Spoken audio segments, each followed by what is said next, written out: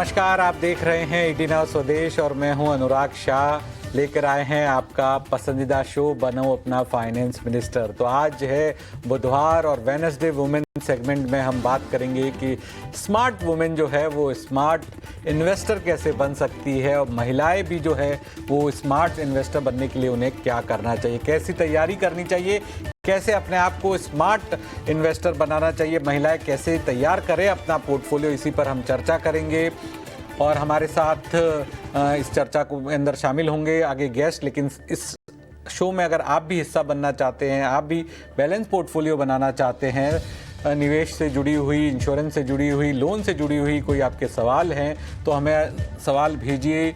हमारा जो WhatsApp number है वो है 9619873567। तो इस नंबर पर आप अपना सवाल भेजिए, हम इसे अपने शो में शामिल करेंगे।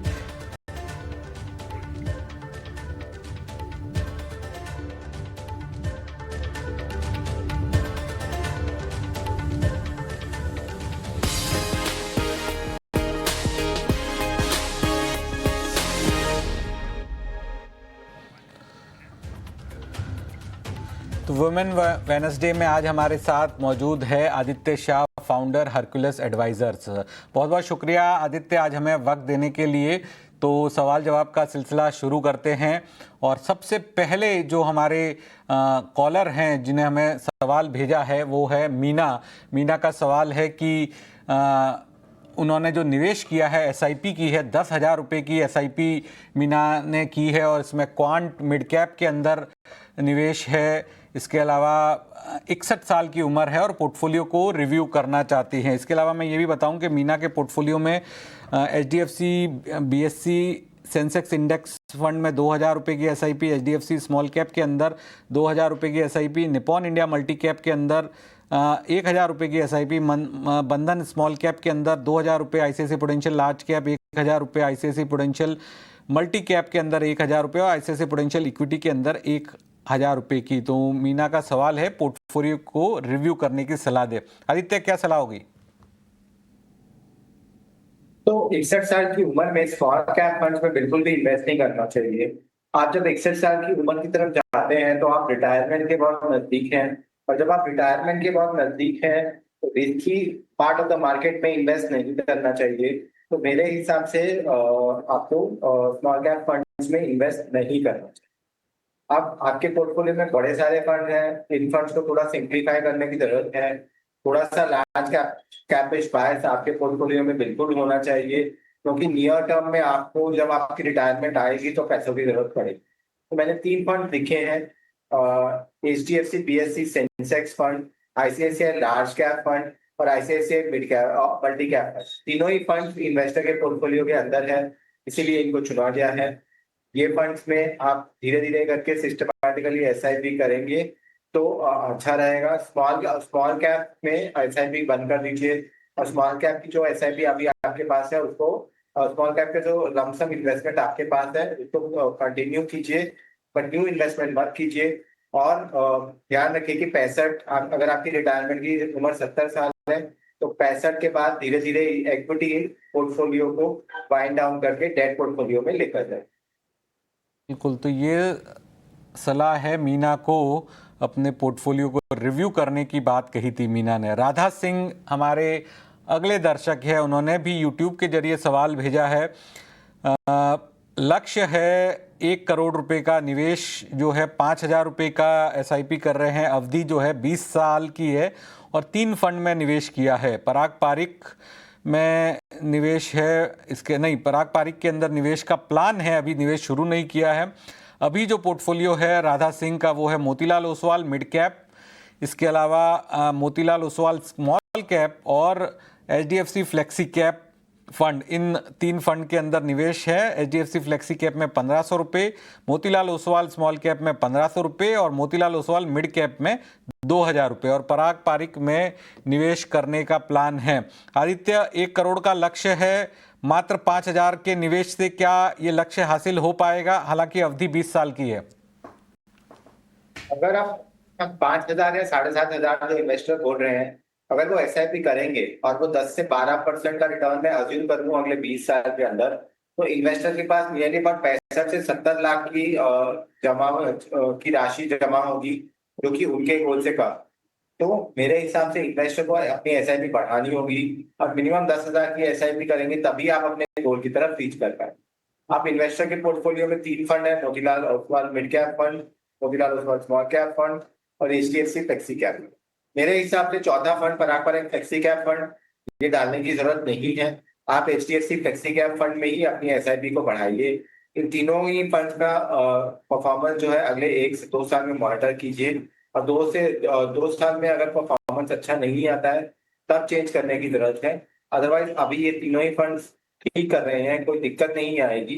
तो इन 3 फंड्स में कंटिन्यू कीजिए और अपनी एसआईपी को है वो नियरली अबाउट 10,000 रुपए तक लेके जाएंगे, तभी ही आपका जो गोल है वो आप रीच कर पाए। 10,000 तक ले जाने पर ही गोल हासिल हो पाएगा। लेकिन आदित्य, अगर जो मौजूदा एसआईपी है इनको कितने % से अगर स्टेप अप किया जाए तो ये गोल 20 साल में हासिल हो सकता है? वैसे वही मैंने कहा कि अगर 10,000 रुपए की एसआईपी करेंगे तो अभी 7,500 रुपए तक की एसआईपी निवेशक करना चाहते हैं। इसको अगले 2-3 साल में अगर 10,000 तक लेके जाएंगे और कंसिस्टेंटली अगले 20 साल तक एसआईपी करेंगे, शायद वो अपने गोल की तरफ आराम से रीच कर जाएंगे। और आदित्य, क्या इन्होंने फ्लेक्सी कैप, एक मिड कैप और स्मॉल कैप, ये जो फंड्स लिए हैं ये सही है? क्या इनको लार्ज कैप के एक्सपोजर से बचना चाहिए? देखिए, एचडीएफसी फ्लेक्सी कैप फंड में लार्ज कैप का एक्सपोजर है, वो लार्ज कैप बायस है फंड का, तो वहां पे उनको कोई दिक्कत नहीं आएगी। जब इन्वेस्टर का टाइम होराइजन जो है वो 20 साल का है, तो 20 साल के स्मॉल और मिड कैप फंड में आप इन्वेस्टेड रहेंगे तो अच्छी बात है, कोई बात नहीं। 20 साल के नजरिए से अच्छा रिटर्न मिलेगा। तो फ्लेक्सी कैप फंड पोर्टफोलियो को संभालेगा, जबकि मिड कैप और स्मॉल कैप फंड जो है वो पोर्टफोलियो के अंदर अल्फा जनरेट करेगा। तो मेरे हिसाब से पोर्टफोलियो ठीक है, पोर्टफोलियो में चेंज करने की कोई जरूरत नहीं है, और एक और फ्लेक्सी कैप फंड इंट्रोड्यूस करने की भी जरूरत नहीं है। पोर्टफोलियो में बदलाव करने की जरूरत नहीं है, फ्लेक्सी कैप फंड इंट्रोड्यूस करने की जरूरत नहीं है, ये आदित्य शाह की राय है। अगला सवाल हमें भेजा है गायत्री ने। गायत्री का जो लक्ष्य है वो 2 करोड़ रुपए का है। इसके अलावा अवधि जो है वो 10 साल की है। पराग पारिक फ्लेक्सी कैप के अंदर 13 लाख का निवेश है। इन्वेक्स को इंडिया फ्लेक्सी कैप में 6 लाख का निवेश है। मोतीलाल ओसवाल मिड कैप के अंदर 11 लाख का निवेश है। बंधन स्मॉल कैप में 5 लाख का निवेश है और बंधन एचडीएफसी बैलेंस एडवांटेज फंड में 2,20,000 रुपए का निवेश है। पोर्टफोलियो में क्या बदलाव करने की जरूरत है? आदित्य, क्या राय होगी गायत्री के लिए? तो 58 लाख रुपए है इन्वेस्टर के पास अभी, और अगर वो 58 लाख को अगले 10 साल तक इन्वेस्ट करेंगे और मैं रिटर्न 10 से 12% का भी अज्यूम करूं, तो इन्वेस्टर के पास नियरली अबाउट 5.5 करोड़ रुपए की राशि होगी। और अगर ये 5.5 करोड़ रुपए की राशि है तो इन्वेस्टर के गोल्स जो है वो आसानी से रीच हो जाए। मेरे हिसाब से इन्वेस्टर ने स्टार्ट किया था 5,000 रुपए की एसआईपी से, और अब इन्वेस्टर 90,000 रुपए की एसआईपी कर रहे हैं। तो हमें अप्रिशिएट करना चाहिए कि निवेशक जो धीरे धीरे करके 2015 से अपनी एसआईपी बढ़ाते बढ़ाते आके 90,000 रुपए की एसआईपी कर रहे हैं। फर्स्ट ऑफ ऑल इन्वेस्टर को कॉन्ग्रेचुलेशन, इन्वेस्टर इतनी अच्छी इन्वेस्टमेंट कर रहे हैं। अब इन्वेस्टर के पोर्टफोलियो के अंदर काफी सारे फंड्स हैं, उन सारे फंड्स को उनको क्लियर करने की जरूरत है। मैंने 4 फंड इन्वेस्टर के लिए डिसाइड किए हैं। पराग पर एक फ्लेक्सी कैप फंड उनके पोर्टफोलियो में ऑलरेडी है। बंधन स्मॉल कैप फंड ये भी उनके पोर्टफोलियो में ऑलरेडी है। UTI Nifty next 50 index fund, एक इंडेक्स फंड भी होना जरूरी है। और Mirae asset large and mid cap fund जो है वो भी इनके पोर्टफोलियो में होना है। इन्वेस्टर ने सवाल पूछा है क्या वो एसबीआई स्मॉल कैप फंड से एग्जिट कर जाए। मेरे हिसाब से वो बंधन स्मॉल कैप फंड में रहेंगे तो ठीक बात है, कोई दिक्कत नहीं होगी। एक ही फंड आपके पोर्टफोलियो में होना चाहिए। Mirae large and mid cap fund में बने रहेंगे तो अच्छी बात है। तो ये 4 फंड्स में कंसिस्टेंट और डिसिप्लिन वे में एसआईपी करेंगे अगले 10 से 15 साल में, तो आप अपने गोल्स की तरफ आराम से पहुंचेंगे। गायत्री का जो लक्ष्य है उसको हासिल करने के लिए आदित्य शाह ने 4 फंड का सुझाव दिया है। Parag Parikh flexi cap fund, Bandhan small cap fund, UTI Nifty next 50 index fund, Mirae asset large and small cap fund. Aditya, मैं आपसे ये समझना चाहूंगा, क्या मल्टी कैप फंड के अंदर भी निवेश की स्ट्रेटजी बनानी चाहिए गायत्री को अपने रिटर्न को और ज्यादा पाने के लिए? देखिए, फ्लेक्सी कैप फंड और मल्टी कैप फंड में ज्यादा फर्क नहीं होता है। सिर्फ यही होता है कि फ्लेक्सी कैप फंड को कोई मैंडेट नहीं है, जबकि मल्टी कैप फंड को 25-25-25% सब जगह लार्ज मिड और स्मॉल कैप में डालना होता है। तो मेरे हिसाब से फ्लेक्सी कैप फंड और मल्टी कैप फंड में ज्यादा फर्क नहीं है। अगर आप एक फ्लेक्सी कैप फंड लेके चल रहे हैं पोर्टफोलियो में तो मल्टी कैप फंड की जरूरत नहीं है। अगर ये इन्वेस्टर पराग पर एक फ्लेक्सी कैप फंड में इन्वेस्ट कर रहे हैं, कोई और मल्टी कैप फंड डालने की जरूरत नहीं। बिल्कुल, पराग पारिक फ्लेक्सी कैप में निवेश कर रहे हैं तो और मल्टी कैप फंड के अंदर निवेश की एसआईपी की शुरुआत करने की ज़रूरत नहीं है। ये सलाह है गायत्री को। अगला सवाल हमें भेजा है ज्योति पाटिल ने। ज्योति पाटिल की एसआईपी है 50,000 रुपये की, 8 फंड्स में एसआईपी है, अवधि है 20 साल की। ज्योति जो है वो 10% की स्टेप अप भी कर रही है। इसके अलावा एनपीएस के अंदर भी 15,000 रुपये हर महीने का निवेश कर रही हैं। पोर्टफोलियो को रिव्यू करने की सलाह मांगी है ज्योति ने। तो ज्योति का जो निवेश है वो है पराग पारिक फ्लेक्सी कैप के अंदर 8,500 रुपये की SIP, UTI Nifty next 50 index 5,500 रुपये, Motilal Oswal large and mid cap 6,500 रुपये, Kotak multi cap direct fund 6,000 रुपये, एचडीएफसी मिड कैप में 5,500 रुपये, एसबीआई कॉन्ट्रा फंड 6,000 रुपये, एचडीएफसी डिफेंस फंड 5,000 रुपये, बंधन म्यूचुअल फंड 7,000 रुपये। तो ये एसआईपी है ज्योति पाटिल की। आदित्य, ये तो जो ज्योति ने एक रिव्यू करने की सलाह मांगी है, एक मैं सलाह आपसे भी जानना चाहूंगा। ये जो 15,000 रुपये की एसआईपी एनपीएस के अंदर निवेश किया जा रहा है, तो क्या एनपीएस के निवेश को भी एसआईपी निवेश ही माने? अगर लंबी अवधि का हॉरिजन है, 25 साल 30 साल का है, तो एनपीएस के निवेश को भी एक तरह से एसआईपी निवेश ही मानना चाहिए? देखिए, एनपीएस में इन्वेस्टर ने किस तरीके का एसेट एलोकेशन किया है वो उसके ऊपर डिपेंड करेगा। मेरे हिसाब से अगर बहुत ही लंबी अवधि का निवेश है तो इन्वेस्टर को एनपीएस में मैक्सिमम इक्विटी एक्सपोजर लेना चाहिए, एक्टिव फंड मैनेजमेंट की तरफ जाना चाहिए और इक्विटी एक्सपोजर मैक्सिमम 75% तक कर देना चाहिए।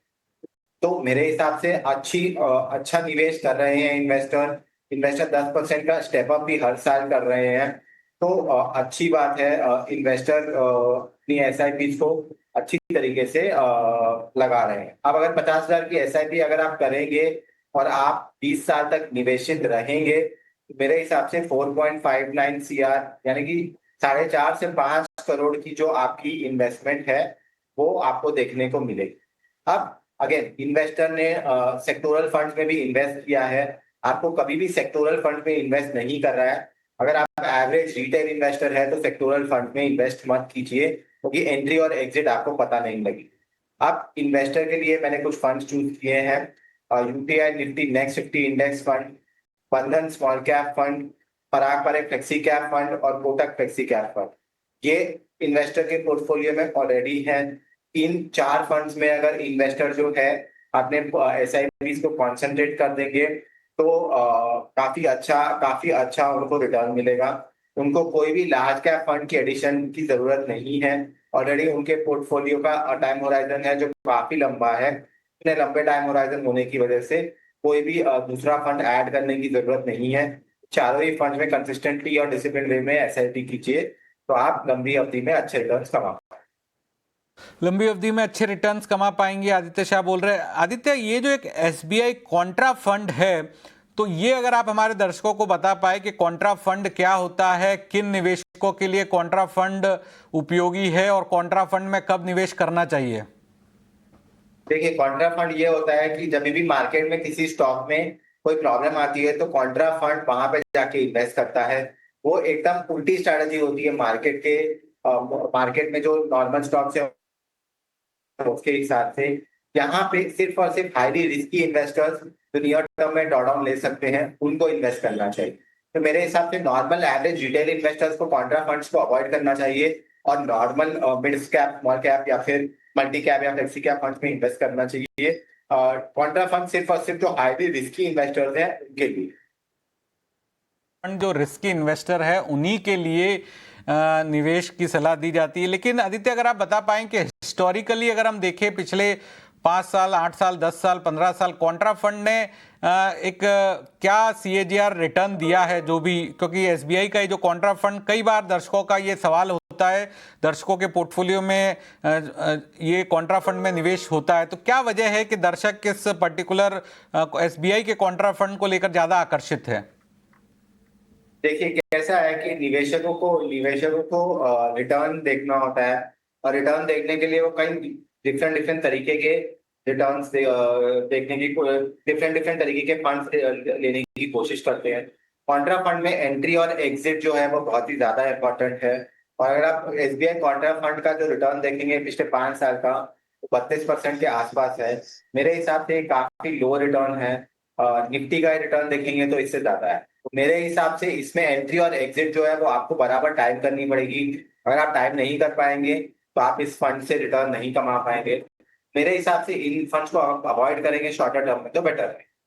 कुल कॉन्ट्रा फंड को रिटेल निवेशक जो है, जिन्हें एंट्री और एग्जिट का पता नहीं होता, वो फैसला नहीं ले सकते, उन्हें अवॉइड करनी चाहिए, ये राय है आदित्य शाह की। आगे बढ़ते हैं और अगला सवाल लेते हैं कनिका का। कनिका का सवाल है, और कनिका का लक्ष्य है 1 करोड़ रुपए का अगले 15 साल में। SIP है 11,500 रुपए की, 6 फंड के अंदर निवेश किया हुआ है, और कनिका चाहती है कि पोर्टफोलियो की रिव्यू की सलाह दी जाए। जो निवेश है वो है ICICI प्रूडेंशियल निफ्टी 50, 3,000 रुपए की SIP, Canara Robeco small cap के अंदर 1,500 रुपए की SIP, Nippon India small cap के अंदर 3,000 रुपए की SIP, एक्सिस ब्लू चिप में 1,000 रुपए की SIP, क्वांट मिड कैप के अंदर 1,000 रुपए की, और SBI फ्लेक्सी कैप में 2,000 रुपए की SIP। आदित्य, कनिका का पोर्टफोलियो आप रिव्यू करें उससे पहले दर्शकों के लिए एक मैं आपसे सलाह चाहूंगा, जैसे कि 11,500 की SIP है और उसमें 6 फंड में निवेश है, तो आइडियल अगर आप 10,000 11,000 की SIP कर रहे हो तो कितने फंड्स में निवेश होना चाहिए? ज्यादा फंड्स में इन्वेस्ट करेंगे उतना डुप्लीकेशन होगा आपके फंड्स का। तो मेरे हिसाब से 3 से 4 फंड्स अगर करेंगे तो बेटर रहेगा। मोस्ट फंड्स में स्टॉक्स का ओवरलैप होता है, और इन्वेस्टेबल यूनिवर्स जो है वो 150 से 200 स्टॉक्स का ही है, उससे ऊपर नहीं। तो मेरे हिसाब से 3 से 4 फंड्स में इन्वेस्ट करेंगे तो बेटर है। बिल्कुल। आप 11,500 की SIP अगर आप करेंगे 15 साल तक, तो आपको सिर्फ 58 लाख रुपए मिलेंगे। आपको 1 करोड़ का जो टारगेट है वो आप रीच नहीं कर पाएंगे। मेरे हिसाब से अगेन ये SIP को बढ़ा के आपको नियरली अबाउट 14 से 15,000 रुपए लेके जानी होगी अगर आप अपने गोल को रीच करना चाहते हैं। अगेन इन्वेस्टर के पोर्टफोलियो में काफी सारे फंड्स हैं, इन सारे फंड्स को रीअलाइन करना जरूरी है। 3 फंड्स मैंने सिलेक्ट किया है, UTI Nifty 50 index fund, Nippon small cap fund और SBI small cap fund, SBI flexi cap fund. इन 3 फंड्स में अपनी SIP को इक्वली स्प्लिट कर दीजिए, और इक्वली स्प्लिट करने के बाद कंसिस्टेंट और डिसिप्लिन वे में अगर आप SIP करेंगे तो आप अपने गोल की तरफ रीच कर पाएंगे, अगर आप अपनी SIP को 14 से 15,000 रुपए की तरफ बढ़ा पाएंगे। SIP को बढ़ाएंगे तो अपना गोल आप रीच कर सकते हैं। आदित्य, एक जिस तरह से आपने बताया कि ज्यादा फंड में ओवरलैप होता है, तो नया निवेशक है जो 25 साल की अभी उम्र है, नौकरी शुरू की है और 10,000 रुपए की SIP करने की हिम्मत कर पाए हैं, और उनका अगले 25 साल तक का हॉरिजन है, तो वो 10,000 रुपए की SIP में आपने बोला 3 से 4 फंड से ज्यादा नहीं होने चाहिए, तो क्या रेशियो होना चाहिए? कौन से सेगमेंट की जो SIP है वो 20%, 30% होनी चाहिए, अगर आप बता पाए तो? देखिए कैसा है, अगर आप यंग इन्वेस्टर है जो स्टार्ट कर रहा है तो वो इंडेक्स फंड से स्टार्ट करें, निफ्टी 50 इंडेक्स फंड और एक फ्लेक्सी कैप फंड। वहां पे 50-50 अपने निवेश को स्प्लिट कर दीजिए। जैसे जैसे आपको मार्केट की वॉलेटिलिटी समझ में आती है, उस वॉलेटिलिटी को समझने के बाद आप एक मिड कैप फंड इंट्रोड्यूस कीजिए, और बाद में एंड में एक स्मॉल कैप फंड इंट्रोड्यूस कीजिए। पहले 25-25-25% चारों फंड्स होने चाहिए। धीरे धीरे करके मिड और स्मॉल कैप फंड्स में, क्योंकि आपका टाइम होराइजन 25 से 30 साल है, तो आपका पोर्टफोलियो डोमिनेट होना चाहिए मिड कैप और स्मॉल कैप। तो मेरे हिसाब से धीरे धीरे करके डिसिप्लिन और कंसिस्टेंट वे में अगर आप SIP करेंगे तो आप जीत जाएंगे। अगर आप स्टार्टिंग में ही स्मॉल और मिड कैप की तरफ जाएंगे तो एक करेक्शन में आप मार्केट से बाहर। वहीं अगर स्मॉल कैप और मिड कैप में जाएंगे तो एक करेक्शन में मार्केट से बाहर हो सकते हैं, इसलिए डिसिप्लिन को अपनाना बहुत जरूरी है। आखिरी सवाल जो हमारे पास है वो है सीता का। सीता की जो इन्वेस्टमेंट की अवधि है 4 साल की है, निवेश है 12 लाख रुपए का। मार्च 2026 में 25 लाख रुपए पीपीएफ से मिलेंगे। म्यूचुअल फंड में निवेश करना सही रहेगा क्या, ये जानकारी चाहती है। एसआईपी है 40,000 रुपये की।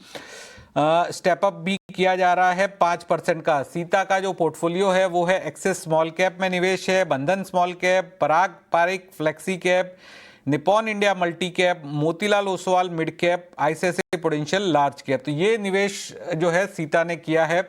आदित्य, क्या राय होगी सीता के लिए? देखिए, कभी भी पीपीएफ से आप अगर म्यूचुअल फंड या इक्विटी प्रोडक्ट्स में मूव कर रहे होते हैं तो आपका रिस्क काफी बढ़ जाता है। मैडम ने यहाँ पे खुलकर बताया नहीं है कि उनके आगे के गोल्स क्या हैं और कितने टाइम होराइजन तक आपको इन्वेस्ट करना है। तो मेरे हिसाब से अगर आपका टाइम होराइजन 10 से 15 साल है तभी आप इक्विटी म्यूचुअल फंड्स में जाइए। उससे अगर छोटा टाइम होराइजन है 4-5 साल का तो डेट प्रोडक्ट। लंबे टाइम होराइजन होने के हो तभी आप म्यूचुअल फंड में जाइए। अब म्यूचुअल फंड में आप पैसे कहाँ लगाएंगे? मेरे हिसाब से मैं 10 से 15 साल का टाइम होराइजन मान के चल रहा हूँ। मैंने 3 फंड चूज किए हैं, Parag Parikh flexi cap fund, Bandhan small cap fund और UTI Nifty next 50 index fund. Index fund as well as small cap और फ्लेक्सी कैप फंड का एक मिक्सचर लिया है। इन तीनों फंड में आप निवेश कीजिए और डिसिप्लिन और कंसिस्टेंट वे में एसआईपी कीजिए। इनमें भी लमसम मत कीजिए। अगले 6 महीने में 4-4 लाख रुपए अगले 6 महीने में 4-4 लाख रुपए लेके 6 महीने की एसआईपी इन तीनों फंड में कीजिए। पर क्योंकि आपने इनकम्प्लीट इंफॉर्मेशन दी है तो मैं अभी लॉन्ग टर्म टाइम होराइजन के हिसाब से ही सजेस्ट कर रहा हूँ। अगर आपका शॉर्टर टाइम होराइजन है तो आप डेट फंड या बैलेंस्ड फंड्स में जाइए। वहां पे आपके पैसे सेफ रहेंगे और आपको रिटर्न है वो भी अच्छा। Long term horizon equity mutual fund में होना बहुत जरूरी। लेकिन आप देखेंगे सर आदित्य के जो सीता ने अपने पोर्टफोलियो में स्मॉल कैप भी रखा है, फ्लेक्सी कैप भी रखा है, मल्टी कैप भी रखा है, मिड कैप भी रखा है, लार्ज कैप भी रखा है। तो ये स्ट्रेटजी के लिए तो सीता को पूरे नंबर मिलने चाहिए। बिल्कुल, उनके पोर्टफोलियो काफी अच्छा है। थोड़ा सा स्मॉल कैप फंड्स में ओवरलैप है बट उन्होंने अपने पोर्टफोलियो को पूरा डाइवर्सिफाई करके रखा है। अनफॉर्चुनेटली अगर मैडम अपने क्वेश्चन में थोड़ी सी और डिटेल्स देते तो हम उनको बेटर एडवाइस कर पाते। बट पोर्टफोलियो काफी अच्छा है और मैंने कुछ जो फंड चूज किए हैं जैसे कि पराग पारिक फ्लेक्सी कैप फंड या बंधन स्मॉल कैप फंड उनके ही पोर्टफोलियो से चूज किए। तो ये राय है सीता को अपने पोर्टफोलियो के लिए। आदित्य, बहुत बहुत शुक्रिया आज हमारे साथ जुड़ने के लिए और हमारे दर्शकों के तमाम सवालों के बारीक से जवाब देने के लिए बहुत बहुत शुक्रिया। तो हमारे दर्शक जो और भी हमारे शो में शामिल होना चाहते हैं, सवाल पूछना चाहते हैं, तो स्क्रीन पर जो नंबर फ्लैश हो रहा है वहां पर आप व्हाट्सएप के जरिए सवाल पूछ सकते हैं। नंबर है 9619873567। तो आप भी वीडियो बनाकर भी हमें वीडियो भेज सकते हैं या फिर अपना जो सवाल है, अपना पोर्टफोलियो है, जो आपकी क्वेरी है वो हमें इस नंबर पर भेज सकते हैं। तो हम कोशिश करेंगे आपके सवाल को, आपकी क्वेरी को हमारे एक्सपर्ट्स के जरिए सॉल्व करने की। यूट्यूब से भी आप हमारे साथ जुड़ सकते हैं। आप अपने जो सवाल हैं वो हमारे यूट्यूब के जो लाइव स्ट्रीमिंग है वहाँ पर आप वो सवाल लिख सकते हैं। तो उस सवाल को हम हमारे शो में शामिल करेंगे। तो वक्त हो चला एक ब्रेक का। ब्रेक के बाद हाजिर होंगे, लेकिन आप देखते रहिए ईटी नाउ स्वदेश।